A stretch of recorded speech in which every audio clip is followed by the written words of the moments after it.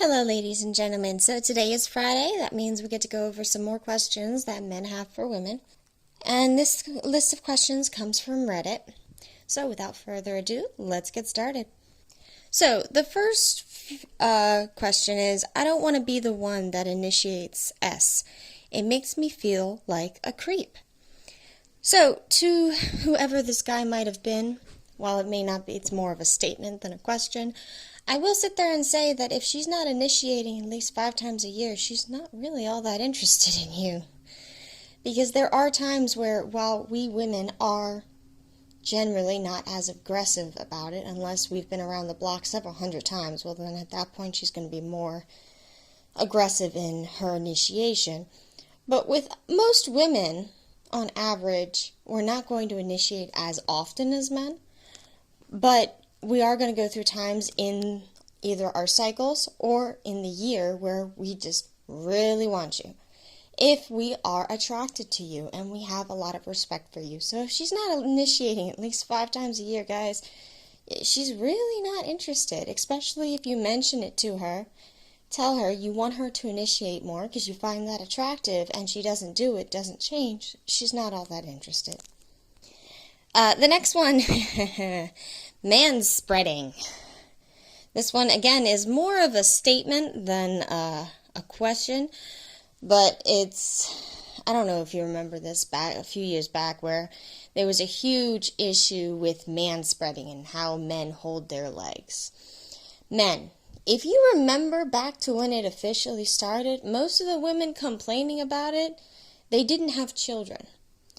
Now, why does that matter? Because any pregnant woman, well, I wouldn't say any, because there are some females that just never look pregnant. But the women that do gain a lot of weight, I can tell you right now, we manspread. Probably about the 7th month on, some of us 6th month, but generally about the 7th month we're manspreading. So if you notice how every woman who's complaining about the manspreading, generally they've never been pregnant. Because the pregnant women are going to instantly understand or have a deeper understanding of why men do it. Because we've had children inside of us, babies inside of us, pushing to where there was no room to be able to cross our legs nicely like a woman and all this other things. So really just ignore those women. Yeah, I don't really have an answer for that. I'm not even sure why that was such a big deal. Because, again, you talk to any pregnant woman, and she's going to sit there and say, yeah, those later months, I mean, I felt like a man. I had to put my legs apart. I had to sleep a certain way. I had to sit a certain way. He couldn't cuddle me in the later months because my legs had to be out. Like, it's almost like we are constantly, the most comfortable we're in, at least for me when I was pregnant, is when we look like we're ready to give birth. Then we're comfortable. Other than that, everything else is very uncomfortable. We cannot physically put our legs over the other or keep our legs close together. So I don't know what to tell you about that one, guys, but I will sit there and say there's a lot more understanding women. Obviously, you guys have stuff down there, and you guys have it for your entire lives. So don't listen to the women that are complaining about it. I really don't see the need to complain about how a man sits versus a woman, in my opinion. Okay, the next one.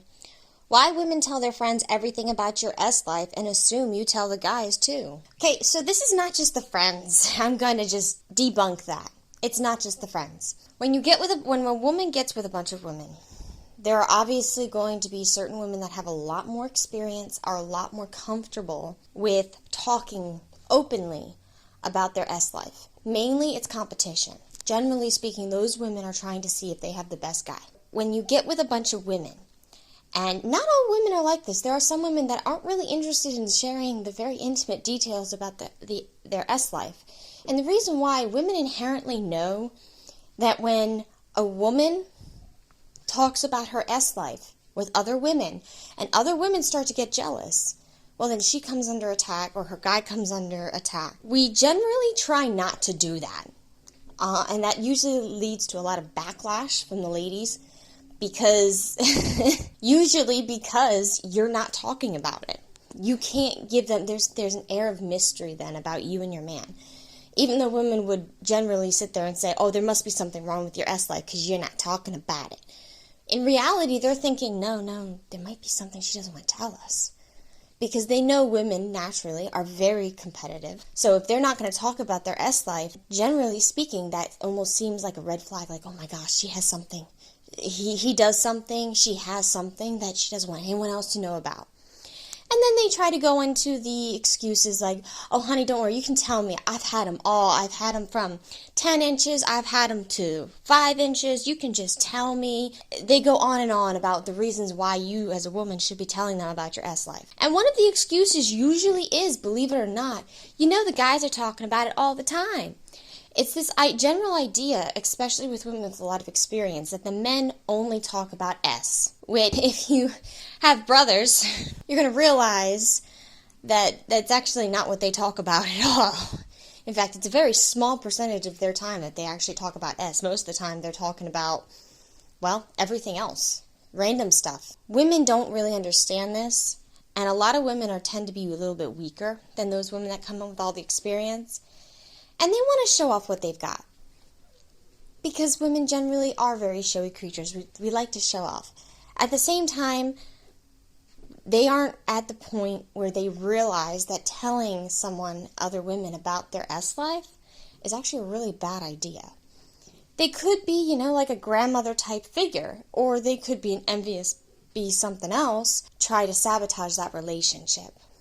So even though there's this huge stigma about not talking about S enough, I would like to sit there and say that there is a point, I think, that the older generations have, that as women, we really should not be talking about our S life with our man so much. Because it really does, it creates negative feelings, especially when you find out that someone's man is doing something for her that your man won't even do with you. Another girl's man hits all the spots all the time. She never has a complaint about that, whereas you have to go off into the bathroom. And generally speaking, it's just not a good idea because women are competitive creatures, and when they find out that they don't have the top man, they either become envious or they go after the man that they want. They think they want. This is mainly advice for the women. Women, if your sixth sense is telling you not to talk about your S life with these girls, don't do it. I don't care what excuses they throw at you. I don't care if they sit there and say you're a black sheep. I don't care what insults they throw towards you and your man. At the end of the day, if you have a good S life with your man, don't talk about it. You don't need to be talking about it, ladies. The guys aren't talking about it, okay? Because guys are very private, so when they have something they value, they keep it to themselves. They're not really going to talk about it with the guys. That's just not how guys work. Now, obviously, there are some guys that do, but the majority of guys, when they actually have something they value, they shut up about it. They keep it quiet. They don't want everyone to know what their woman looks like. They're not going to describe their woman in intimate detail about what she looks like without clothes on. So, ladies, if you have that sinking feeling that you really shouldn't be talking, you don't want to be talking about your S life with these females, don't do it. And especially don't do it with your damn coworkers. Stop doing that.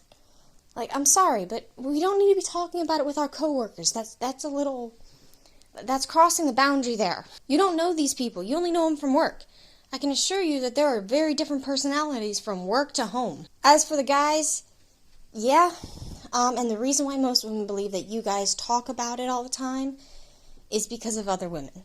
It's their way. It's that little excuse that older women or women with experience or envious women or very competitive women throw at the younger generation to sit there and get them to talk about what they have. These women really do actually believe that. And there's not much you can do to change it other than tell them you're an idiot because that's not what we do. We have more fun talking about this, and this. But it's usually a lie that's actually spread by the women. Why is "what are you thinking about" such a huge problem question? I don't know. I think it's a bit of control. You see, you men have this very interesting ability to just think about nothing for hours on end. Now, I've gotten to the point in my relationship with my fiance where if he seems zoned out, I'll gently tap him on the shoulder. You okay? Yeah. Okay. I go about my business. Let it go. Because He's either thinking about a problem, trying to solve a problem, or he's thinking about absolutely nothing because that's where he needs to be to calm himself down. So I just let it go. A lot of women can't do that because they don't understand the idea that you can just sit there and think about nothing. And it's been a problem throughout history. In reality, women can't think about nothing. There's never a time we think about nothing. It's just not possible with the way our minds are set up. So when they end up trying to figure out what this man is thinking so deeply, and it's probably because of your face. It's probably when you just have this calm face, or a face that just looks like you're thinking deeply about something. At that point, she'll want to be involved in it. But she's not going to understand the whole I'm thinking about nothing. It just doesn't compute. It doesn't make any sense. How can you be thinking about absolutely nothing while you look like you're thinking? For women, it just doesn't make any sense. A lot of us learned very easily. We learned very early on just let it go. Men are men, women are women. We all think differently. And we just let it go. Some women can't do that. She could also be a control freak and need to know exactly what you're thinking at any time of the day. So, the next one. Need space. Can responsibilities wait for 15 minutes? Yes, men. Okay, so here's the problem. This is a big miscommunication that happens with a lot of couples. So, most modern women, I can't use modern. Most women that are sensible have no issues giving you 15, 30, up to an hour, even 2, to calm yourself down when you come home from work, get into home mode as a man, come into the house, eat your food, work with your children, play with your children, help them with homework, things like that. We have no issues giving you that time. The problem comes when, it's time to go to sleep and the trash is still sitting at the door. And that's just an example. And I know this because I've heard a lot of communication issues while I was at work. Obviously, again, women love to talk. So that's the big issue. And at that point, nobody's right and nobody's wrong. It's just a miscommunication. That's a little bit more of an understanding. Now, obviously, there's going to be some women, either you've done this all the time, and at that point, she's at her last leg. She's just pissed off at the fact that it's not done immediately. Some women, it has to be done immediately. I would generally advise you not to be around those women. But for the majority of women, they don't have any issue with you taking that time to rebuild yourself and get yourself ready to be at home so you can leave work at work and leave all the stress there so you don't bring it home. Again, the problem just comes when, it's time to go to sleep and she's like, you know what, I'll just take the trash out, and then you get all upset. Like, I was going to take that, and it's been like 6 hours since you got home. So I understand that men have to do things a certain way, but again, in a relationship, it is compromise. So if you need that 15, 30 hour to get yourself into the home life and to get yourself relaxed enough before responsibilities, again, communicate it with your significant other. Communicate it with the girl you're dating. And then ask in her eyes, what time frame would she like it done before she flips her lid. And most women will sit there and say, if you need 1 to 2 hours, cool. Just make sure it's out before it starts stinking up the kitchen, or make sure it's out before the end of the night, otherwise I'm going to take it out because it needs to be done. Just keep that in mind, men. Yes, most women have no issues giving you that time unless they're crazy, or they're controlling, or they're just mean-spirited. There is the caveat, though, at the same time, we can't be waiting 6, 7 hours. We don't want the trash sitting there in the kitchen until we wake up the next morning, and then the entire kitchen smells like trash. And that's only an example, and it's an example that I've heard at least half a dozen times with older couples. So that's why I'm telling you this as the best example, because it's the one I hear about all the time. All right, the next one. Stop using me as a Paris fashion wizard from your gay best friend. Oh, I am so sorry. I always wondered if that actually happened. I used to see those on the sitcoms all the time when I was growing up. I used to wonder if women actually did treat their gay best friends as almost like the fashion wizard. Yeah, women, stop doing this. Just because he's gay doesn't mean he has the best fashion sense. It doesn't mean he's going to know what looks good on you. And it doesn't mean he wants to be used that way, I mean, ladies, let's be a little nicer, okay? because you get all angry when they sit there and say, well, you look like you should be on the street corner. Well, then you get angry at them because they told you the honest truth, but you were the one who asked them the honest truth. And out of every one of the guys, they should be the ones feeling, I can give her the honest truth because I'm not straight, I'm gay. And it turns out that a lot of women get even more pissed off at the gay guys. Like, really, ladies, stop using your gay best friends as your fashion wizard. Come on. Like, just have fun with him. Like, if he's obviously your best friend more than just fashion. Just, I'm sorry, guys. I really am. The I'm fine phrase, is it supposed to mean I don't expect to die in the next 24 hours? I love that explanation. I don't know what guy came up with this, but I'm going to tell you right now, that is probably the closest explanation you're ever going to get of I'm fine. Yes, that makes perfect sense. That really does. At that point, that pretty much says, I don't expect to die in the next 24 hours, so at least I have that. Everything else is going wrong, and no, I don't feel like talking about it. Or she really does feel like talking about it, but she wants to be opened up. Usually women want to be opened up about it. They want to make sure that you're actually ready for that conversation.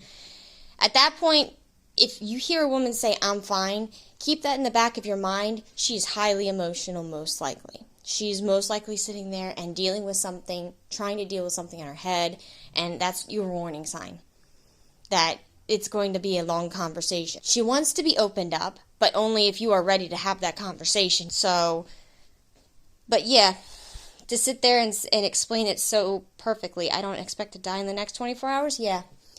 That's probably about, that's about 90% of the time that even I use it. It's, well, I'm not going to die in the next 24 hours, so we're good there. That's probably about the perfect explanation. Do bigger chests hurt? Yes. Yes, the most common thing you'll hear from a woman when she has a really big chest, she has severe back problems.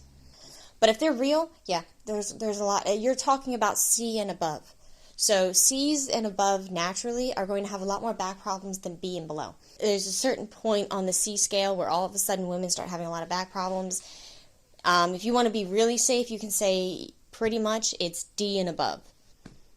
It's just they have back problems. Their backs are always going to hurt. There's a lot of pressure on there, if you think about it. There's a lot of pressure. So, yes. Do I need to get a nice bedding set? I hear it helps with the ladies. I wonder. Wow, that's a manipulation there. So let me explain for the guys what this means. So obviously, women have a general idea and picture of guys. And we can usually get the idea just by we see single men or we know how our brothers act. So generally speaking, keeping your house nice, keeping your beds all nice, having nice comforters, is not going to be something the guy's going to be interested in. He doesn't care what kind of sheets usually that he has on his bed.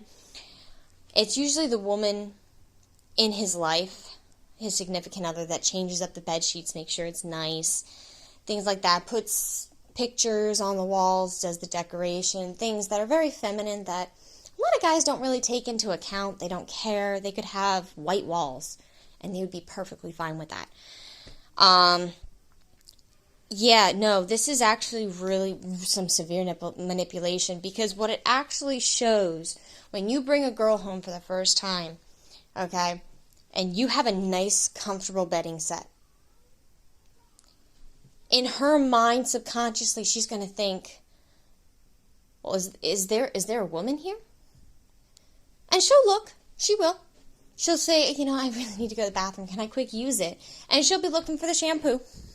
She'll be looking for the razor. She's going to be looking for the face shaver. She's going to be looking for all that. Anything that could possibly resemble a woman lives there. And when she finds out that she doesn't see anything, and she comes out, but she still notices your bed, and you've got great sheets, there's either going to be one of two things. Either she's going to think, okay, so he's had a lot of women complaining about his sheets, so a lot of women have had them. That's a point in your favor if she's only looking for fun, because at that point, she's going to be like, okay, so he's had a lot of women, so he has a lot of experience. On the other hand, it's going to awaken the primitive competition in her. Because they won't ask about the bedding. Some of them might, but most of them aren't going to ask. But they're going to feel like they have to compensate. Because at that point, they see the bedding, and it's going to awaken a primitive just competition, like, oh no. Whatever woman gave him this advice, I need to be better than her. Because she likes it. She appreciates it. So at that point, she's like, whatever ex he had that told him he needs to have better covers, now I got better than her. Or it's going to show her that you have a lot of women over. So either way, that actually is a really good, that's some solid advice. I have to admit, as far as girls go, that's some solid advice, man. Definitely take that one. Definitely take that one. That's funny. It's amazing how the little things definitely work in your favor. So yeah, men, if you get a nice bedding set. Now, obviously, I don't mean go out and go get like a John Deere bedding set. You can keep it plain colors too. Just make sure it's comfortable. You know, I mean, hell, throw 1 or 2 useless pillows that you never use and you hate when women have it. Just throw 1 or 2 useless pillows on there. She's really going to be turning her head. And once she figures out that you're not gay, and she figures out there's no other woman staying there, yeah, that will definitely help your fun time. That's just, that was a good one. Yeah, I don't know what woman gave you that advice, but definitely take that one, guys. I think that will actually help. It's worth the investment. Ladies and gentlemen, that is the end of our video. If you have any questions or stories of your own, make sure to comment below or email me. And if it's really good, I will work on getting it into future videos. Like and subscribe, and thank you so much for watching.